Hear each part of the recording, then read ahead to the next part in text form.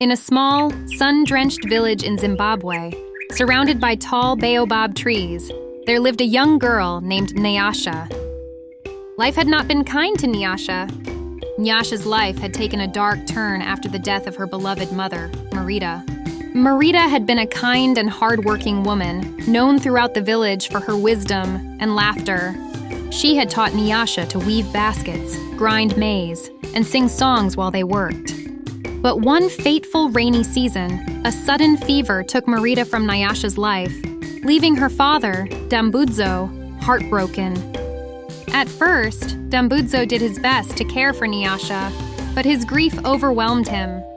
In a desperate attempt to rebuild his life, he married Madub, a widow with 2 daughters, Chipo and Tarisai. Ma Dub came into their home with promises of love and care. But once she settled in, her true nature was revealed. Ma Dub was a sharp-tongued woman with a greedy heart. Her daughters, Chipo and Tarisai, inherited her selfishness. Where Nyasha was humble and hardworking, Chipo and Tarisai were lazy and spoiled.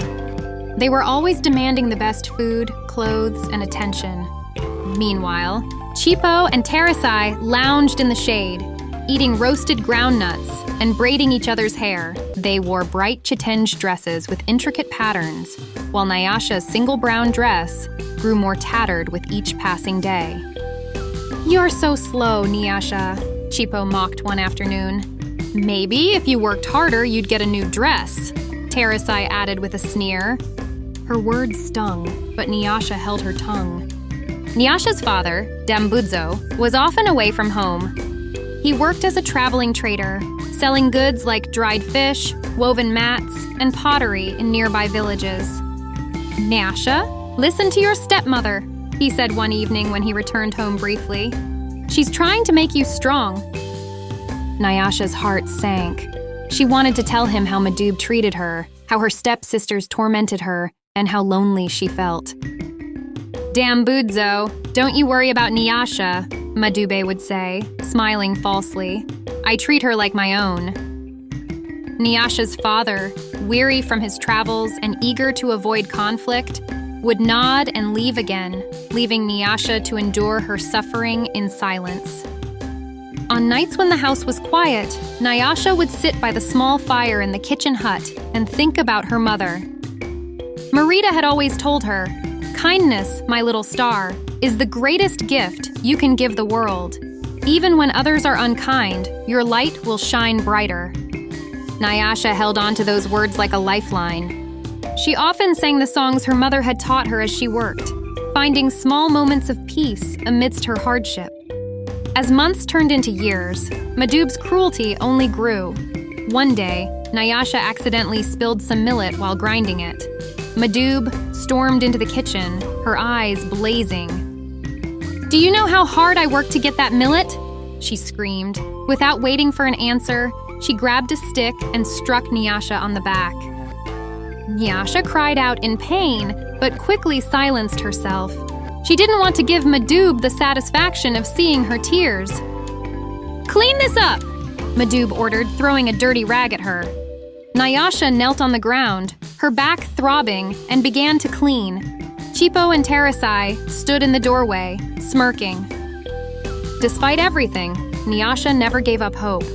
One particularly exhausting afternoon, as she fetched water from the river, she felt an overwhelming urge to rest. She set down her clay pot and sat beneath a marula tree, letting the cool shade soothe her aching body. Just then, she saw an old woman with a bent back and a wise, weathered face. The old woman appeared to have come out of nowhere. She carried a beautiful calabash in her arms. "Child," the old woman said, her voice soft yet commanding, "why do you look so weary?" Nyasha hesitated. She didn't want to burden a stranger with her troubles, but something about the woman's presence made her feel safe.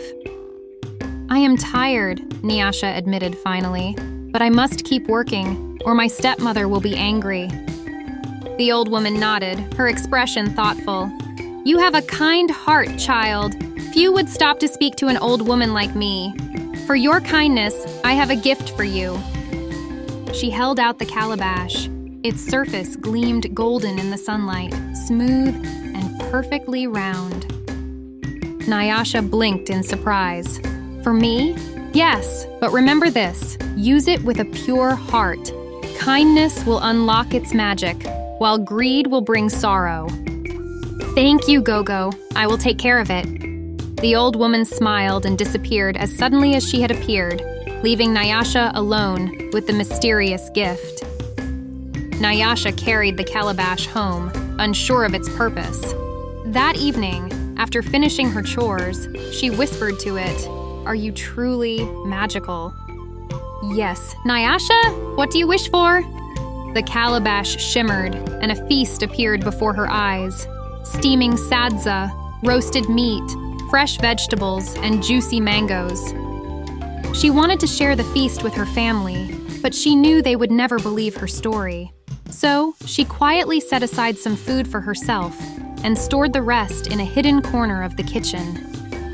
Nyasha's newfound happiness didn't go unnoticed. Madhub and her daughters grew suspicious. The next morning, Nyasha's stepsisters were puzzled when they saw her looking well-fed and happy, despite her usual heavy workload. "Why is she smiling?" Chipo whispered to Tarisai. "She must be hiding something," Tarisai replied, narrowing her eyes. Their suspicions grew when they saw Nyasha sneaking bits of leftover food from her hidden stash. They reported this to Madhub, who immediately confronted Nyasha. "Where did you get this food?" Madhub demanded, her hands on her wide hips. I found it," Nyasha stammered, clutching the calabash tightly. "Found it? What nonsense! Let's see what's inside." She shook the calabash, but nothing happened. Frustrated, she set it aside and ordered Nyasha to fetch more water from the river. That night, when everyone was asleep, Madhub examined the calabash again. "There's something strange about this," she muttered. Meanwhile, Nyasha worried about the calabash's safety. She feared her stepmother's greed would ruin its magic. The next morning, when Madhub tried to use the calabash again, she spoke harshly to it, demanding riches and treasures. To her astonishment, the calabash glowed and produced a pile of gold coins. As they grabbed at the coins greedily, the calabash began to shake violently. It emitted a loud humming sound, and before they could react, the coins disappeared, leaving behind only a pile of ashes. The calabash spoke in a stern voice. "Greed and cruelty will bring no blessings." Terrified, Madhub threw the calabash into the corner and scolded Nyasha for bringing such a useless thing into the house. Nyasha was heartbroken, but she continued to treat the calabash with care. She cleaned it gently and whispered her thanks for its kindness. Over time, the calabash began to trust her again. One day, as she sat by the river, she asked the calabash for something simple. "Could you make my life a little easier?" The calabash shimmered and said, "Close your eyes, Nyasha." When she opened them, she found herself dressed in a beautiful, brightly patterned dress made of soft fabric. As she returned to the village, people stared in awe. Word of her transformation spread quickly, and soon, even her stepmother and stepsisters couldn't deny her radiance. Though Madhub and her daughters tried to win back the calabash's favor, it refused to respond to their demands. Nyasha, however, continued to use its magic to help others in the village. Her kindness earned her the love and respect of everyone. Even Madhub began to soften, realizing how her greed had blinded her to Nyasha's true worth. One day, the old woman who had given Nyasha the calabash returned. "You have used the calabash wisely," she said.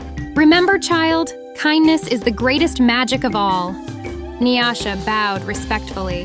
"Thank you, Gogo. I will never forget your lesson." The old woman nodded and disappeared once more, leaving Nyasha to live a life filled with love, generosity, and blessings. From that day on, Nyasha's story became a cherished tale in the village, passed down from generation to generation. Her life was a testament to the power of kindness and the truth that riches of the heart are far more valuable than gold. And so, the story of Nyasha and the magical calabash reminds us all. When we give to others selflessly, the universe has a way of giving back tenfold.